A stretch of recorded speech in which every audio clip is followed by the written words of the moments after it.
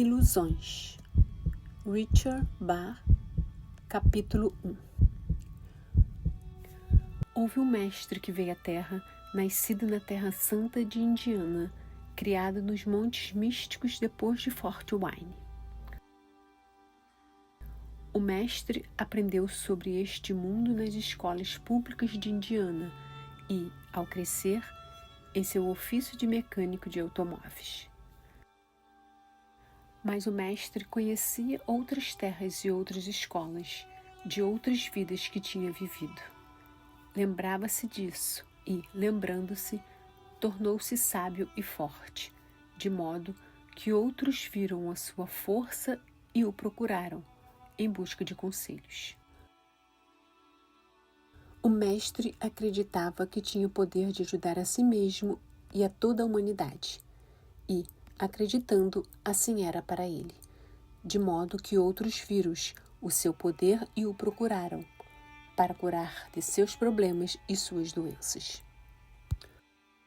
O mestre acreditava que todo homem deve considerar-se filho de Deus, e acreditando, assim era, e as oficinas e garagens em que trabalhava se apinhavam com aqueles que procuravam a sua sabedoria e o contato com ele, e as ruas de fora ficavam cheias daqueles que desejavam apenas que a sombra de sua passagem pudesse cair sobre eles, modificando suas vidas. Aconteceu, por causa da multidão, que os vários contras-mestres e chefes de oficina pediram ao mestre que largasse as ferramentas e seguisse o seu caminho, pois havia tanta gente em volta dele que nem ele nem os outros mecânicos conseguiam trabalhar nos automóveis. E assim foi que ele seguiu para os campos, e os que iam com ele começaram a chamá-lo de o Messias, o que operava milagres. E como eles acreditavam, assim era. Se sobreviesse uma tempestade enquanto ele falava, nenhuma gota tocava a cabeça de seus ouvintes. O último da multidão ouvia suas palavras tão claramente quanto o primeiro, mesmo que houvesse raios ou trovões no céu, e sempre lhes falava em parábolas. E lhes disse: dentro de nós está o poder de nosso consentimento para a saúde e a doença, a riqueza e a pobreza, a liberdade e a escravidão. Somos nós que controlamos isso e não os outros. Um moleiro disse: essas palavras são fáceis em tua boca, mestre, pois és guiado como não somos nós, e não precisas trabalhar como trabalhamos. O homem tem de trabalhar para ganhar a vida neste mundo. O mestre respondeu: uma vez havia uma aldeia de criaturas no fundo do leito de um grande rio cristalino. A corrente do rio passava silenciosamente por cima de todos eles, jovens e velhos, ricos e pobres, bons e maus. A corrente seguindo seu caminho, só conhecendo o seu próprio ser cristalino. Cada criatura, a seu modo, se agarrava fortemente às plantas e pedras do leito do rio, pois agarrar-se era o seu modo de vida, e resistir à corrente era o que cada um tinha aprendido desde que nascera. Mas uma das criaturas disse, por fim: estou farto de me agarrar. Embora não possa ver com meus próprios olhos, espero que a corrente saiba para onde está indo. Vou soltar-me e deixar que ela me leve para onde quiser. Se me agarrar, morrerei de tédio. As outras criaturas riram-se e disseram: louco, se você se soltar, essa corrente que você adora o lançará despedaçado sobre as pedras e sua morte será mais rápida do que a causada pelo tédio. Mas aquele não lhes deu ouvido, e respirando fundo, soltou-se, e imediatamente foi lançado e despedaçado pela corrente sobre as pedras. Mas com o tempo, como se ele recusasse a tornar a se agarrar, a corrente o levantou, livrando-o do fundo. e ele não se machucou nem se magoou mais. E as criaturas mais abaixo no rio, para quem ele era um estranho, exclamaram: Vejam um milagre!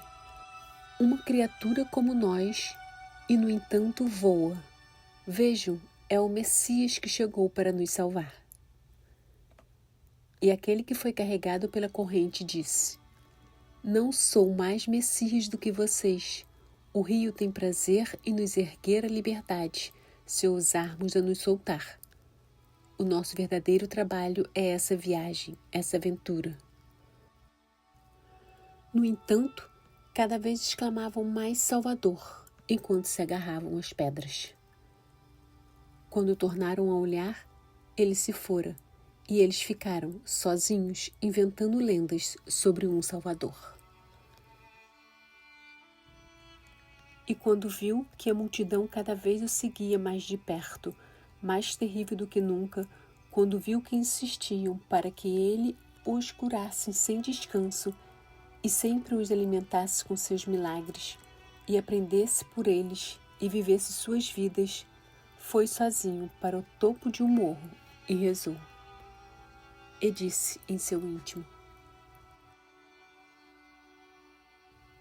Ser infinito, radioso, se for a tua vontade, deixa que esta taça passe de minhas mãos. Deixa-me pôr de lado esta tarefa impossível. Não posso viver a vida de uma outra alma. No entanto, 10.000 me imploram a vida. Sinto ter permitido que tudo isso acontecesse. Se for a tua vontade, deixa-me voltar aos motores e às ferramentas e viver como os outros homens. E uma voz lhe falou no topo do morro, uma vez que não era de homem nem de mulher, nem forte nem fraca. Uma voz infinitamente bondosa que lhe disse: Não a minha vontade, mas a tua seja feita. Pois o que for a tua vontade será a minha vontade para ti. Segue o teu caminho e sê feliz na terra.